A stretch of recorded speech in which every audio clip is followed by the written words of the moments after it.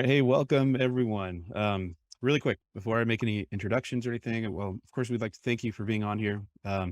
Before we get started, I'd like to make sure that everyone knows that if you have a question, please enter it into the chat and we will address it if possible. Let's go ahead and get started. I'd like to introduce our two presenters today. We've got Scott Kesner. He serves as the chair of the Texas Real Estate Commission.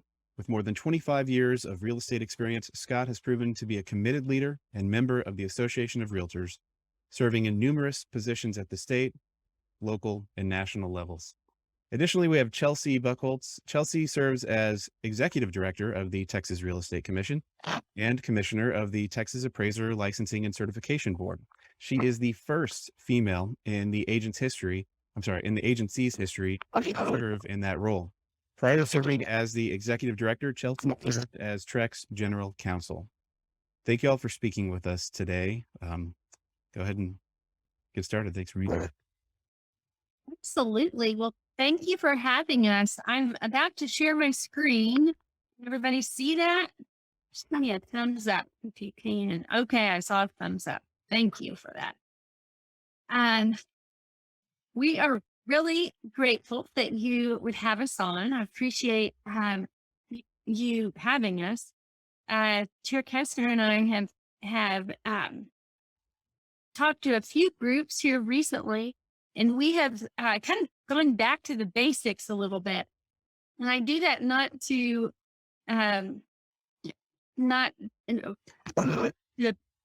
assume that those on this webinar don't know what TREC does.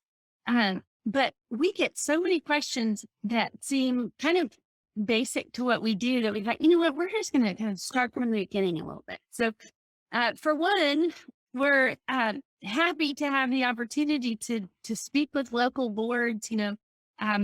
Texas Real Estate Commission and local boards and Texas Realtors have different missions, but they definitely touch each other. And so we're grateful for the positive relationship that we share and the opportunity to just share notes and to talk today. So Scott, do you want to start us out? Yeah, I mean, first of all, thank you for the invitation, and sorry I was delayed. New computer, thought everything was worked out, and it wasn't. Of course, maybe it's because it's Monday. But like Chelsea said, we're going back to the very basics. Some of this information you probably know, some of it, you might not know. We're always open for questions. I think the relationship between TREC and Texas Realtors is very, very important, and we'll talk about some of the differences and some of the common ground. I know a lot of you I recognize spaces and names. Please feel free to reach out to us. We're all about trying to help, move the agency forward. Yet at the same time, our sole mission for existence is to protect the consumer. But we think with a healthy relationship, we can do both. We can move the industry forward, but yet still protect the consumers. And Chelsea, I'll let you start with the first slide.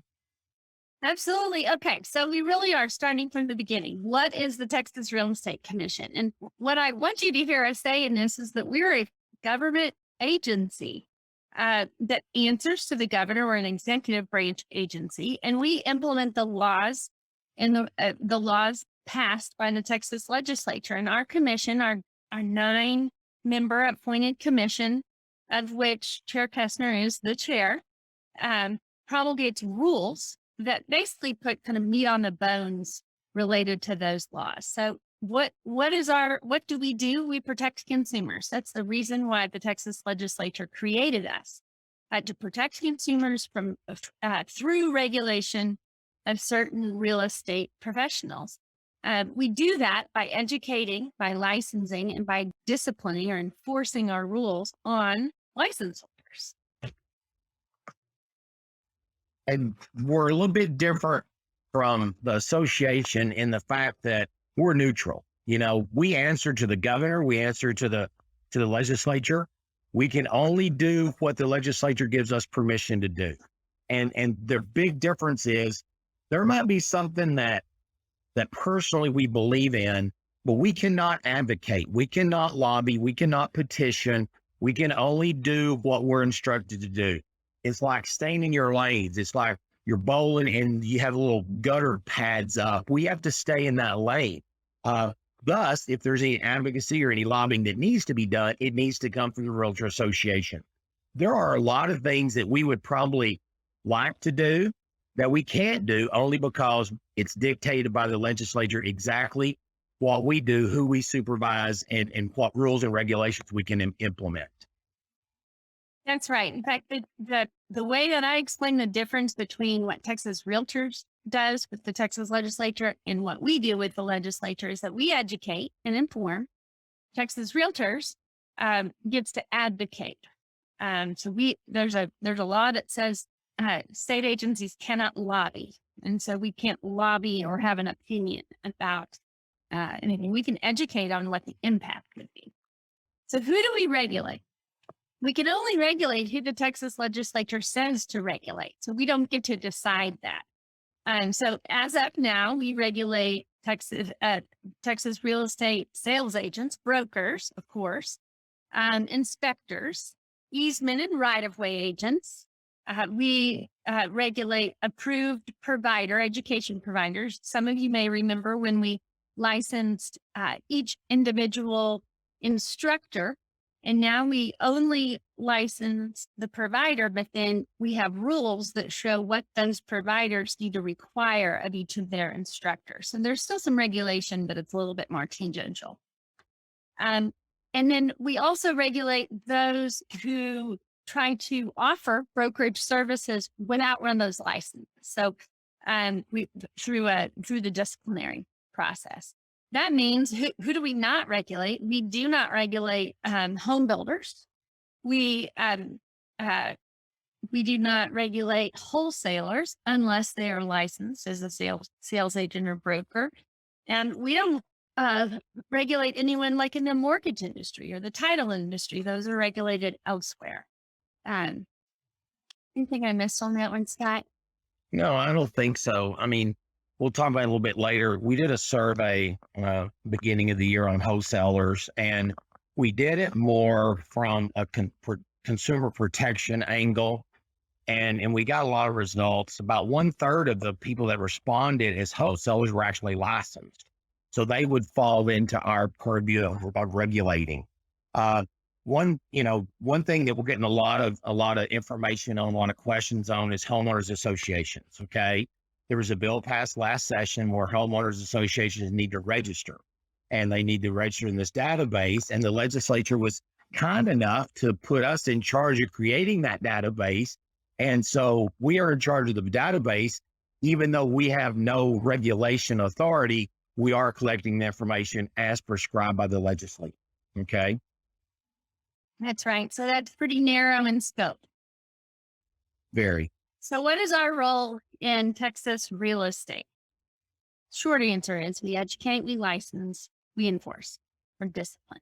First, in education, individuals are required to complete a certain number of hours to be licensed with a certain license type. For sales agents, I take 180 hours. And of course, before their next renewal, have to take another 90 hours.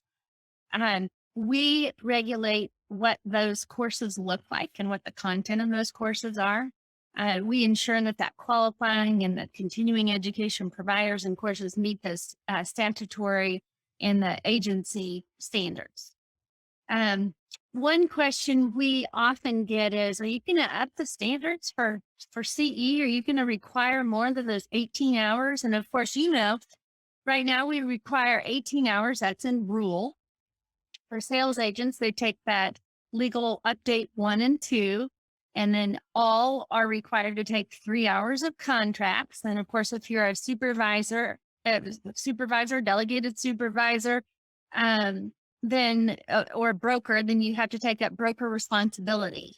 And so that means you only have like 1 hour of elective courses. But what we have to do is really weigh the benefit of adding requirements to that 18 hours, and then the barrier that it creates for license holders, and to get that balance right, to make sure that license holders have what they need to be good at their jobs, but it's not overly burdensome. Right now, we have some of the highest requirements in both qualifying requirements, and then also for CE in the country. And so to further expand that would be, there would have to be a really good case to do that. And Chelsea touched on this earlier as far as ensure qualifying continuing education providers and courses to meet agency standards. You know, when we went through sunset in 2018, they eliminated instructors being licensed. And she mentioned that earlier. Yet at the same time, the providers are licensed, the providers are audited. All the classes are audited. Like she said, everybody takes a promulgated Legal 1 and Legal 2. When I guess it was 2 years ago, we implemented the 3-hour contract class. We did not want that promulgated. We wanted that to be local. Like in El Paso, we don't have probably less than 4% of our transactions involve a homeowners association. We probably don't need an hour on homeowners association. The people in Houston, they probably need more wind education than we do. So even though the 3 hours were required, we wanted it to be local. That way, each local provider could write a course, have it accepted, and have it approved for what affects their market. And so I think that's something you will continue to see us working with local providers to make sure we get the information that meets our standards, but also meets the needs for their members. That's right. And that kind of leads us into licensing. You know, people get licensed even as a sales agent and a broker for many different reasons. And they don't all just buy and sell residential properties, right?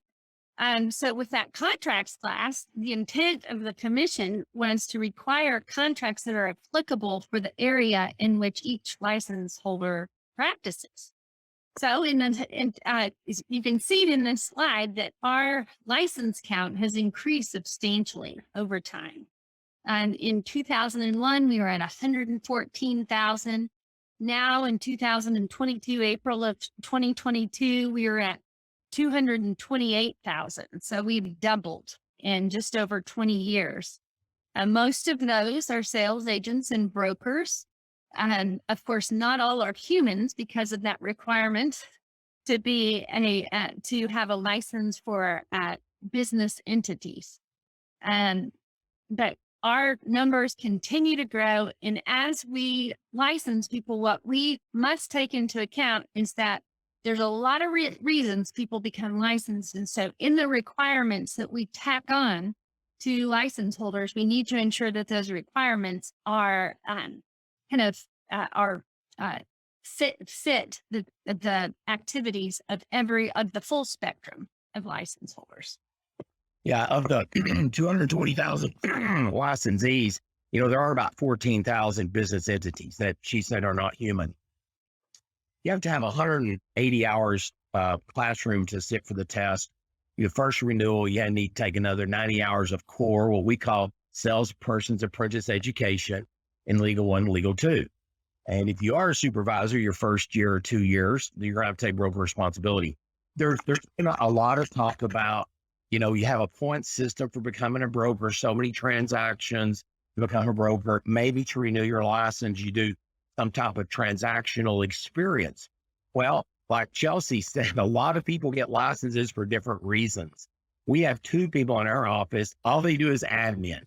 They will never sell a house. They will never list a house, but yet they do have a license. The head of TREC enforcement, Michael Malloy, he has a license. And Chelsea, is he allowed to sell real estate? No, he'd be in big trouble if he did. Right. And so, you know, there's a lot of people that have a license that aren't selling real estate. So, you know, we have to have the balance between getting the education and renewing the license. And again, I mean, 270 hours by the time you renew the first time plus 8. So yeah, we have very stringent requirements to maintain the license. Our licensing department is doing a great job. They license folks faster than we have in many, many years. They're very efficient.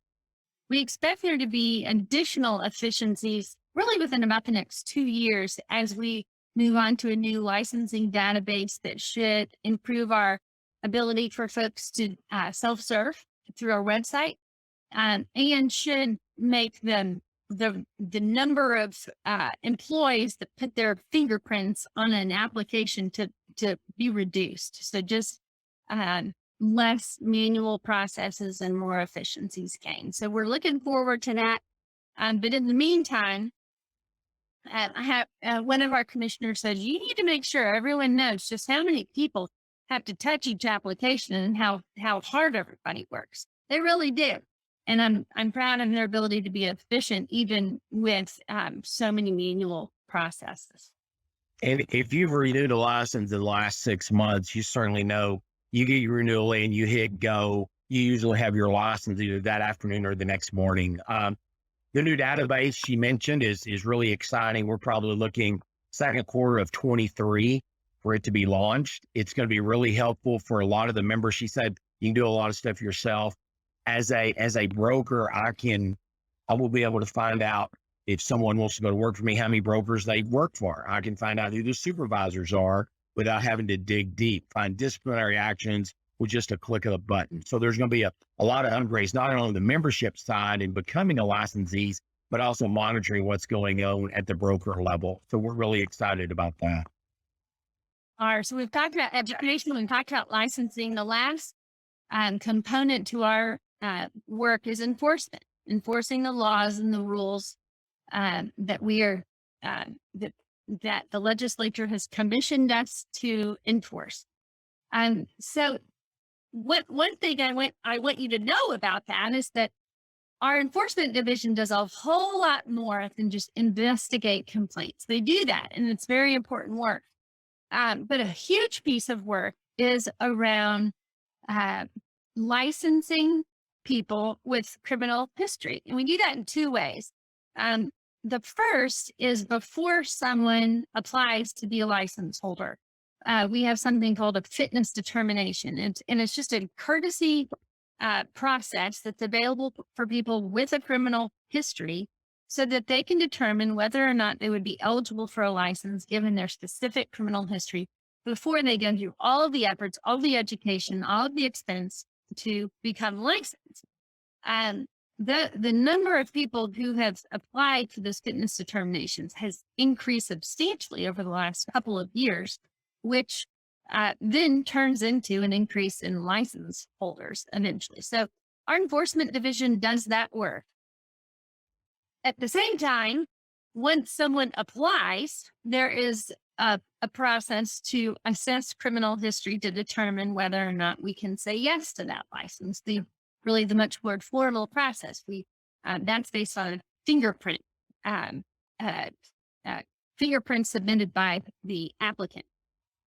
That's about 80% of the work that our enforcement division does. About 20% of the work is investigating complaints. Only about 1% of license holders have a complaint against them. But all in last year, I believe it was somewhere in the 7,800 cases open. That includes license history cases as well as complaints. And I think that's a big number. Of the 7,800 that were open, 8 out of 10 were an actual complaint. It was actually a background check. And so that does take some time away from enforcement. I think we might get into it later. Our enforcement time frame as far as getting the claim done is certainly going down, and that's something we're certainly working on. And the new database should also help maybe with the background and the fingerprinting. Fingerprinting is the only thing that is really, Chelsea, can we say, out of our control. We submit it, and sometimes we're at the beck and call of the FBI database. It's not always, we do not have control of that. That's exactly right. Okay. So if there is one question or one comment I get from license holders more than any other, it is, how do we increase the professionalism in our industry? And that question takes different forms. Most often it is the comment of, you know what? I'm negotiating against a license holder who doesn't know what they're doing. Has that happened to anybody? Anyone? So I want you to know what TREC's role is in professionalism. And I also want to talk about what your role is in professionalism. What we do is we regulate a minimum standard based on rules and law. That's because we're a licensing entity. We can teach best practices, but we only can regulate and enforce on that minimum standard. When we do that, we balance the Texas environment where we support our thriving business climate. We encourage paths to entrepreneurship. That's a tone that's set by elected officials, by Governor Abbott. And that is very important to him, and we ultimately answer to him.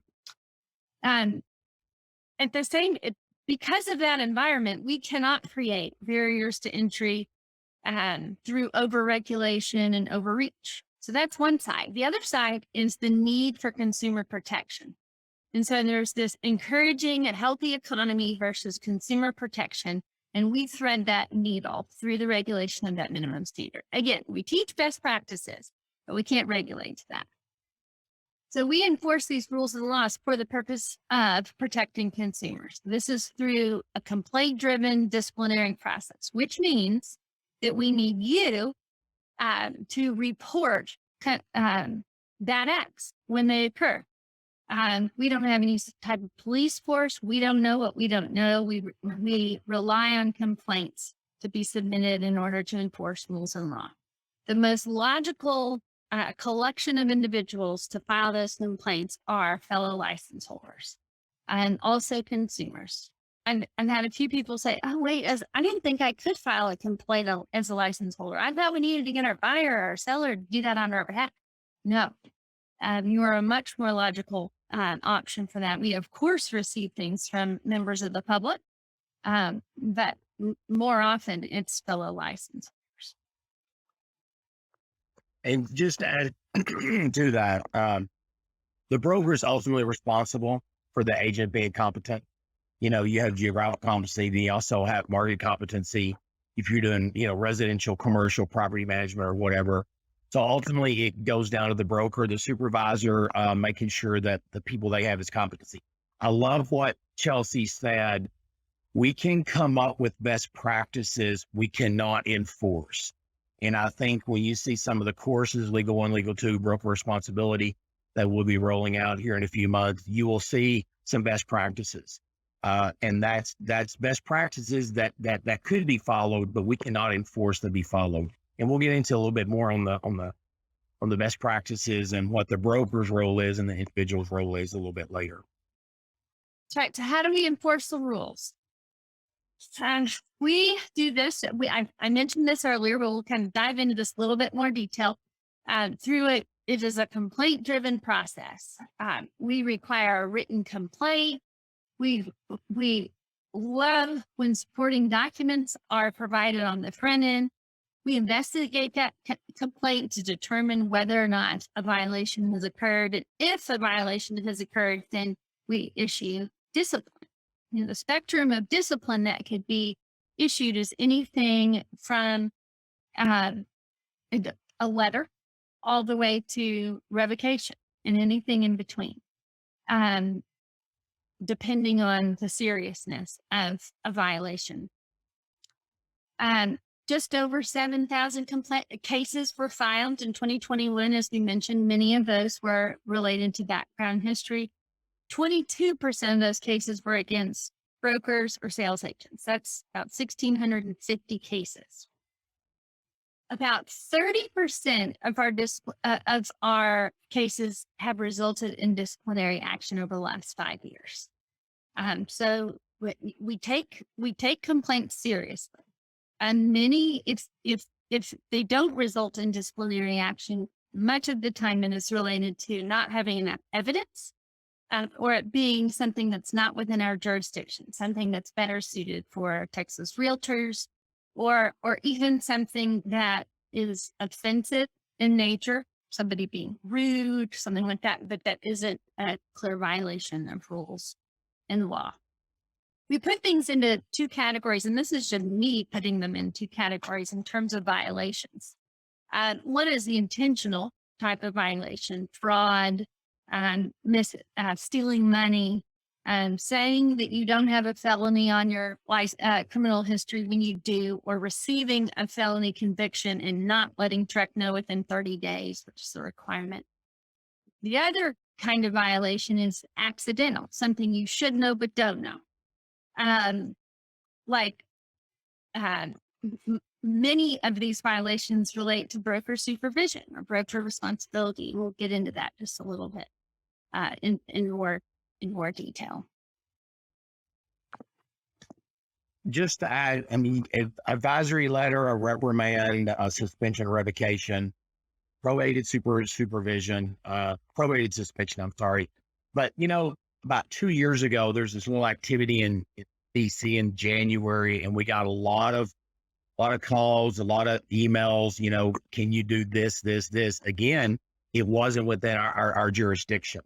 We had one probably 2 months ago, and there was a complaint, and it wasn't within our jurisdiction. It was certainly in the jurisdiction of the Code of Ethics, but not within our jurisdiction. And I think our enforcement does a really good job trying to explain why we cannot move that forward, because there are certain things we cannot do because it's not within our jurisdiction. Even though we think it might be unprofessional, it might be unethical, but it's not against the rules and regulations we're allowed to enforce. That's right. And we took this slide out of this presentation, but when we do a presentation like this, we often talk in detail about broker supervision or broker responsibility. And I think it's important just to mention here that in this overarching, we would like to raise the bar of professionalism. Broker supervision is a significant component of that. It's impossible to define broker supervision without just citing the rule, 535.3, right? I always question whether 535.2 or 0.3. It's a long rule, and it talks about every component required of a broker when supervised. And so I encourage all brokers to go back to that rule and to refamiliarize yourself with that, because, often people come to us and say, I don't even know the name of my broker. They're completely inaccessible to me. Well, that's not acceptable. And because each broker is required to fulfill certain obligations to teach someone how to do a transaction of a new type on the first time they do that transaction. That requires interaction. It requires you to know someone's name. So I encourage you to go back to that rule and take a look at it. Regardless of the type of business each broker wants to run, they have obligations to those that they supervise. And Chelsea said it's a long rule. It is long, but it's very simple. There is just a laundry list of what the broker is supposed to do. And, it's not hard to read, just bullet after bullet after bullet. And I think the really key to that is, I think maybe the agents the broker theoretically is supervising should also, know what their broker should expect. And we'll talk about that when we talk about the new class that's coming out. All right, let's talk about the difference between a TREC complaint and a code of ethics. There are some key differences that we want to just outline. Often a complaint could fall into both categories. And so you could file a complaint with both. Sometimes it doesn't. And so knowing the differences can be helpful. So on the TREC side, a complaint can be filed against any license holder regulated by TREC or anyone who's practicing real estate brokerage without that license. So who can file the complaint? Anyone. Consumers, license holders, anyone. But it cannot be anonymous. It has to be signed by the complainant. Uh-oh, you're muted somehow. Okay. On the code of ethics, as you know, you get a license, you pass the test, you become licensed with TREC, you abide by the rules and regulations. Once you join the association, you agree to abide at a higher standard, the code of ethics. Okay. A violation against the code of ethics can be filed by any member of the code. It can be filed anonymously under certain articles, Article 12 on advertising, certain things like that. So things that might not fall under TREC's jurisdiction will certainly fall under the code of ethics, one of the 17 articles, and part of those can be filed anonymously. And we'll go into a little bit more details on timeframes on this next slide. That's right. What and when? On the TREC side, a complaint can be filed if there is a violation against the Real Estate License Act, rules of the commission, or the acts related to any other type of license. So that is any of the laws passed by the legislature, and then the rules that the commission has passed based on those laws.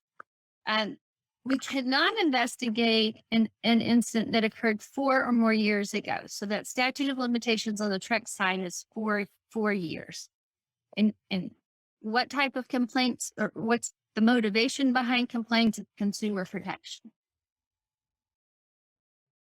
Okay, on the association side, the complaint can be filed within 180 days of the unethical behavior when it theoretically took place. This hopes to establish professionalism toward customers, clients, and each other. Now, the key to this is if you file a complaint with TREC and you file a complaint with professional standards, the professional standards is not going to look at that complaint until TREC resolves their complaint. Okay. So we had one, probably 3 months ago where they were filed simultaneously. Professional standards did not act on it until TREC had resolved their complaint. And there's probably some reasons for that. Maybe if TREC does an administrative letter or letter reprimand or whatever, it might play with the professional standard. But that is the way it is conducted. They will not act on the professional standards until the TREC complaint is resolved. And Chelsea, you'll go into a little more detail on that, or did I hit it okay? You're perfect. You did great. Okay. So filing complaints with TREC, we found that it's helpful to maybe ask yourself a few questions. We encourage complaint filing. If it's something that's not a violation, we can determine that. You don't have to determine that. But I think it's helpful to just ask a few questions in determining, if something's a violation or if it's just something that's generally annoying, rude, offensive. So who's the activity harming? Is this harming me? Is this causing me to do more work as a license holder and I find that to be offensive? Or is this harmful to the consumer? Sometimes that gets you to whether or not there is a violation. Also, I think it's helpful to ask, is this just a different business model? Unless there's a violation of TREC rules, TREC doesn't have a say on business models. As new business models develop, we often talk to those entities and have a conversation about what's allowed. And we have in the past had very healthy conversations about, no, you can't do this because that's a violation of this rule, this law. But if it's just an emerging business model that is complying with TREC rules and law, then other license holders may not like it, but it's nothing that we would pursue as a complaint, if that makes sense. There's a bit.ly link here on this slide that gets you just to our website page that says how to file a complaint. And so I wanted you to have that in case you find that helpful. Yeah, I think that's very important on the business models. I know I've been licensed almost 30 years and the business models certainly change. And as long as the business model, meets our rules and regulations, as long as there's broker supervision, as long as they're making sure they're competent in not only the market, but also the activity, then, different business models are great. If it helps the Texas economy, the governor certainly wants that, as we all do. But yet at the same time, no matter what the business model is, there has to be supervision.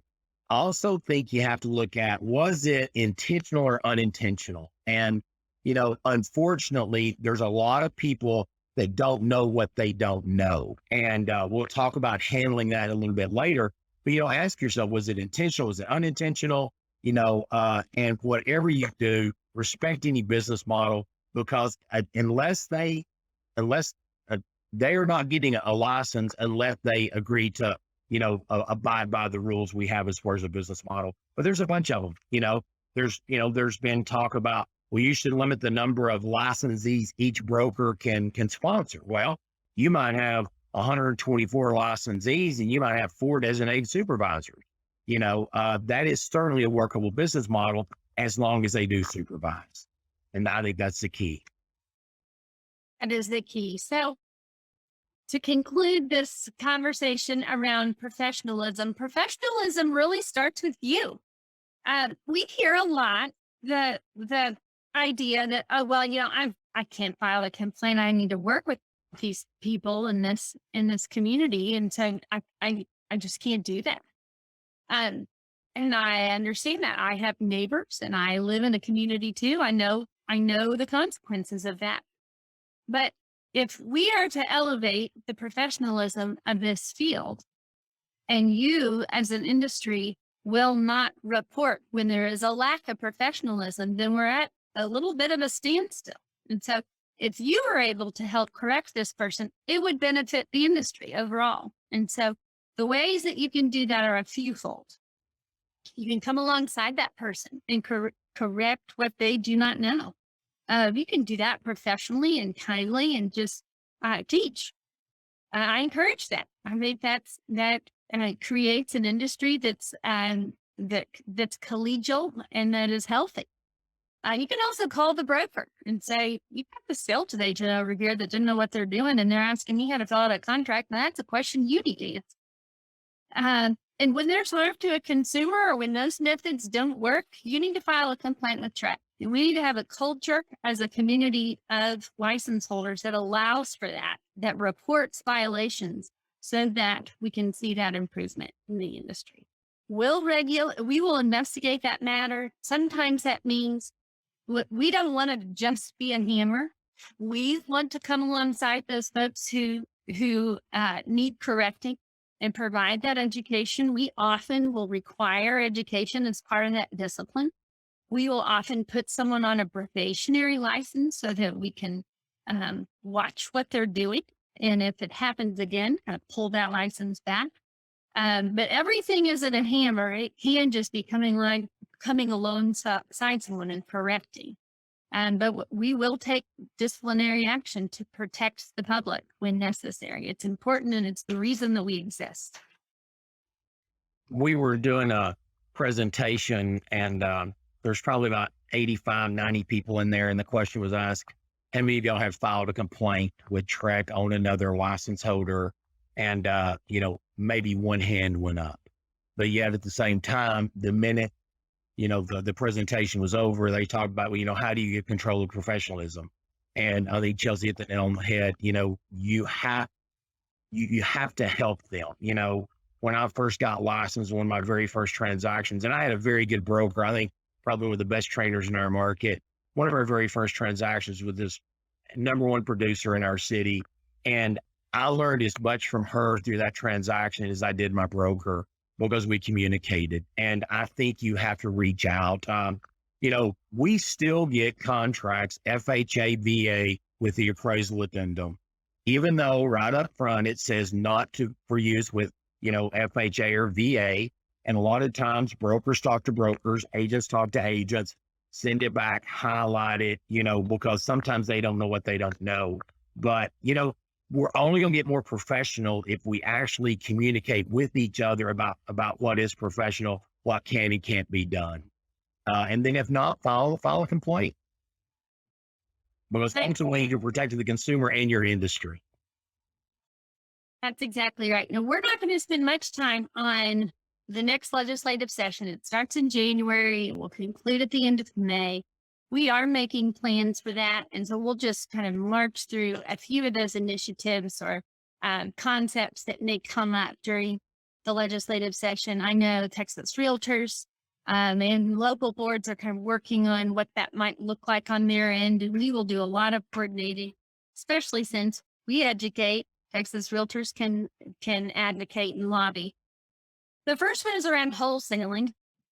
And, wholesaling is the model where a person enters into a contract to buy real estate and then sells that contractual interest to a third party before closing. So it's not this model of like closing on a property, improving it somewhat, and immediately flipping it. It's flipping the contract before close. Individuals engaged in wholesaling are not required to hold a real estate license. So Our chair mentioned a little bit earlier that we put out a survey and we got thousands of responses to determine whether or not there was consumer harm happening around wholesaling. Should there be more regulation around wholesaling? With the intention that we would use the information that we received in that survey to then inform the legislature for that decision point to them. And based on our survey results, we think there is likely room for additional disclosures. Right now, if a wholesaler sells their interest to a buyer, then they have to disclose that interest to the buyer, but not to the seller. And so a next step may be to require that disclosure to the seller to just add to that consumer protection. I think we'll watch and see where this one heads. As you can imagine, in the survey that we put out, we heard from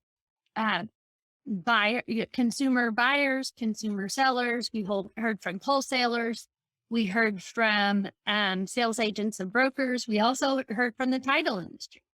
Wholesalers said that there's room for what they do without needing to be licensed, and that they're doing good work. Sales agents and brokers said we need to regulate the fire out of them because they're doing terrible work. Buyers and sellers were a little bit confused about what wholesaling was, but some of them said it was a fine thing. Others didn't know until closing that there was even a wholesaler involved, and that confused them and often costs them more money. Title industry said some title companies won't even do a wholesale, a closing on a wholesale contract. And we heard from them that there may be room for some additional regulation there. So, you kind of got the spectrum. In hearing from consumers, we didn't get this drumbeat of I've been wronged, I've been wronged, I've been wronged, which is really what we were looking for in order to then tell the legislature that there might be a need for those people to be licensed. As Scott mentioned, about a third of wholesalers are licensed sales agents and brokers. And of those, they said that their education and training has been helpful to them in their career as a wholesaler. And one thing we had to be real careful about when we sent out this survey for wholesalers, we had to send it out. Is it a threat to the consumer? Are wholesalers are harm to consumers? And we heard words about taking advantage of and predatory and all this stuff. So we had sent the survey out. We joined with the Texas Realtors, send it out. And then about a week later, we joined with the Texas Land and Title Association to send it out. And you'll get a link to the responses. And there was not a definitive, this is predatory in the survey, but there was probably an indication that more information was needed. Chelsea said, you have to disclose if you're selling an equitable interest, but it does not have to be disclosed to the seller. So maybe that's the first step. We attend different meetings with different entities across the nation called a ROLO, and it's the enforcement. Some states, they totally ban wholesaling. But yet at the same time, you have to remember the thing that makes Texas great is its private property rights. And so, we got to balance it too, private property rights, a good economy, and is it truly, protecting the consumer? And so the survey gave us a lot of information. And I'm sure if things are moving forward in the legislature beginning in January, this survey will certainly be a help to hopefully get some stuff done. That's right. Another thing that we'll be looking at for the legislative session is broker education and experience requirement. Right now, there's a requirement for 900 hours of education, and there's talk of reducing that to more like 600 hours, and then increasing the experience point requirement by about double. So lowering education, increasing experience. That is not solid in terms of how that may be asked of the legislature. We may ask the legislature for rulemaking authority on that. Basically just say we'd like to make these changes to basically allow people who have been in the industry a long time, but who may not have a college degree, to get that broker license sooner. to do that through the rulemaking process, perhaps with a cap of what we would require in both education and experience. That way the legislature doesn't worry that the commission would increase the requirements substantially. They would have the authority to cap that, but that the commission would set that in rule, or just lower education and increase experience in the statute. There's conversations occurring around that, but the main mission is to allow for a mechanism for someone without a college degree, but who has a lot of experience, to get that broker's license more quickly. And I think, when she said we propose rules, the broker responsibility working group will bring that to us, and any rule that is up for proposal goes to the members, goes to everybody in the state of Texas, licensees, non-licensees, or whatever, for input. And we do have, 10 years ago, we implemented the point system. And when we implemented the point system, maybe 15 years ago, we realized that it would have to change. And I think it's been changed twice since the original implementation. So we definitely want feedback, but at the same time, we do understand that there are people out there with experience, maybe not a degree, not every the 900 hours or whatever, but yet they can be a broker. So we're looking at that. Okay, the last few slides I'll just power through so that that I want you to have time for questions. We will ask for a change to the real estate recovery trust account. As you know, there's a recovery fund for real estate agents and brokers, so that when there's a consumer who's been wronged and has gone through a lawsuit, there is this fund, kind of a last resort, to make them whole. We have not increased the limits of what we can hold in that account and what we can pay out of that account, from $50,000 per occurrence and $100,000 per license holder, since 1991. And so it's time to just increase those amounts to basically make consumers whole to a larger extent.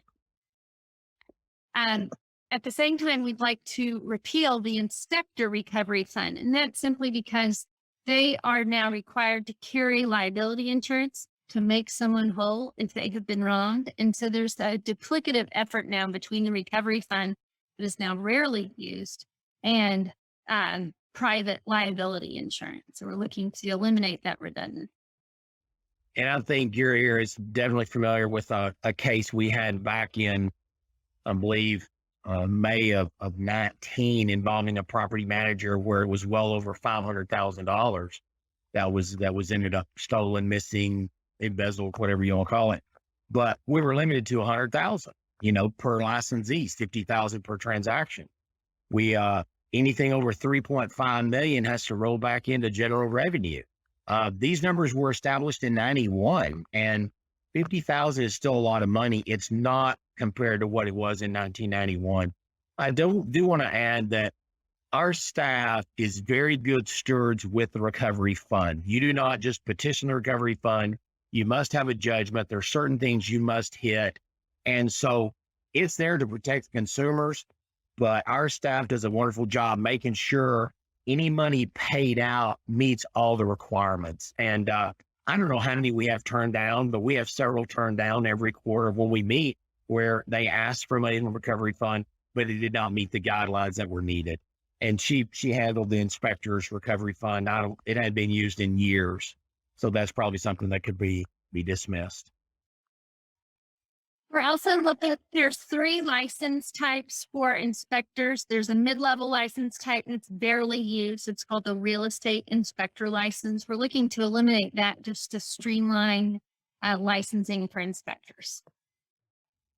We're also doing a code cleanup to eliminate redundancies that are really no longer issues within the industry. There's not a residency requirement in Texas, but our code still mentions non-residents. So we want to eliminate things like that. And then lastly, we need to just do a little bit of cleanup on how we pay the Texas A&M Real Estate Research Center. We collect fees by all of our license holders. The thing gets passed through to that center. they do wonderful research, and we have a little bit of cleanup to make sure they're getting paid what they need to. It won't change how much license holders pay into that account, but just need to update that.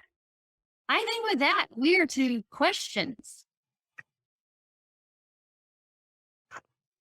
Hope we haven't bored you.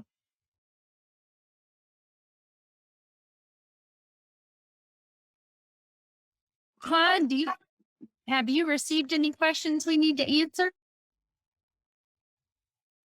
I am looking through the chat right now. Let's see.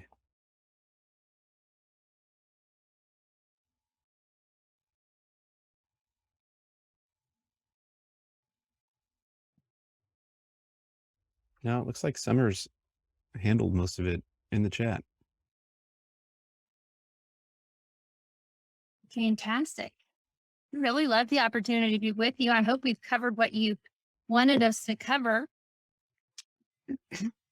Let me add, the broker responsibility course is being rewritten, and I think you will find it maybe a little less information and more detailed to the information that's there. Where the writing group has been working for almost 6 months now, Chelsea, 4 months, 5 months, something like that. And that will be coming out for the new course beginning, I believe, in January. And again, we listen to the feedback. We have the broker responsibility working group. We've taken their information and we're putting it into the broker responsibility course that is required for brokers, required for supervisors. But one of those best practices, I think it'd be great for everybody to take. It's 6 hours. You need the 6 hours, and it's I think you will like the class. No questions? We got a question about, will there ever be a time when builders are regulated? Wow. Not even that they have been regulated in the past, and then the Texas legislature unwound that. Yeah. So that is a question for your local legislator, and something I think that often comes up. I don't have the answer to that because we receive what we get from the Texas legislature. If they came to me and said, should builders be regulated? I don't even know that I have. I can tell you what I think personally, but on behalf of TREC, we don't get to have an opinion. Yeah. I see some names on here, the Terry Tremaine, Linda Calicut, some of those that have been around for a while. I believe it's either 2009 or 2011. The legislature actually passed a rule or a law where builders had to register, nothing else but a registry. And that didn't make it through the next session. They went back and repealed it.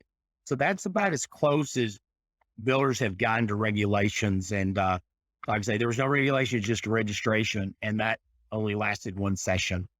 And so, yeah, what a great question. But unless they're licensed and are a member of the association, they are not regulated by TREC or your local association. Someone else asked if the broker responsibility course needed to be taken every time a broker renews their license. Yes. Everybody's required to take 18 hours of CE. You've got legal 1, legal 2, that's 8 hours. You've got 3 hours of contracts required. And then you've got broker responsibility, which is 6 hours, leaving brokers with 1 hour of elective. And at a minimum. On our website, if you go to renew your license and you click on individual broker, there's a description of who all needs to take that broker responsibility course. If you're a supervising broker, if you're a designated supervisor, if you supervise sales agents at all. Have I missed anything, Scott, on that? No, and I want to give kudos to staff real quick. If you ever renewed your license the last year, when you're 90 days out, it says renew license. You click on it. It shows what classes you need, what classes are completed, what classes are not completed.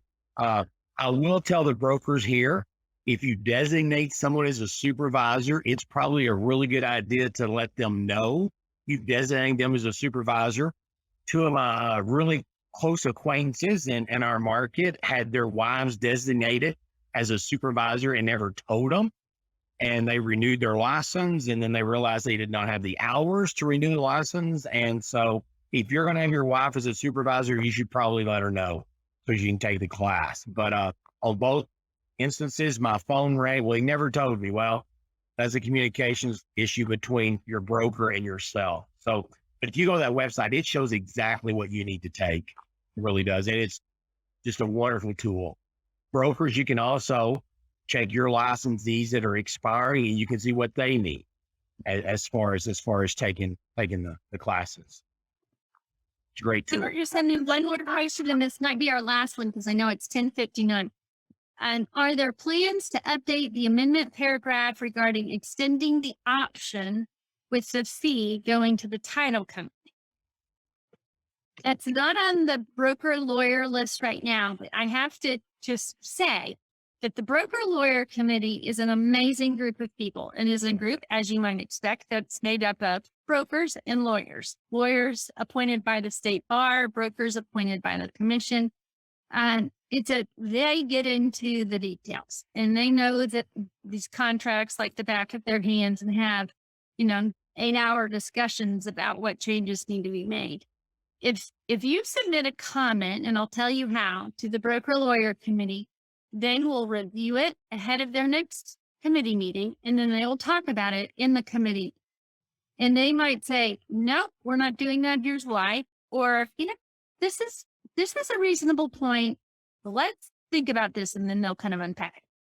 But if you send an email to general.counsel@trec.texas.gov, and that's council, not like city council, but council like COUNSEL, that kind of council. Then that general.counsel@trec.texas.gov will get to the broker lawyer committee, and they will consider that. So I would suggest that suggestion about extending the option with the fee amendment, just send that straight to broker lawyer, and they'll get it. Oh, and Summer put the email address in the chat. She's got it. And let me add, there's a lot of great ideas that a broker lawyer gets, and that might be one of them. And they don't necessarily act on it. They put it back here in a safe. That way, when a contract's redone or the amendment's redone, they can bring them back out. Because if they change the contract or an amendment every time there's a great idea, we would always be updating. So there's a lot of things they put back, and they start at next time we change that form, that is something we will definitely look at putting in. So if you send an idea in, you can go to TREC's website, you can pull up broker lawyer, you can look at the agenda item, click on it, and it will go where they talk about that specific agenda item. But if you have never sat through one of their meetings, it's incredible. Really, really is. They do dissect everything that's turned into it.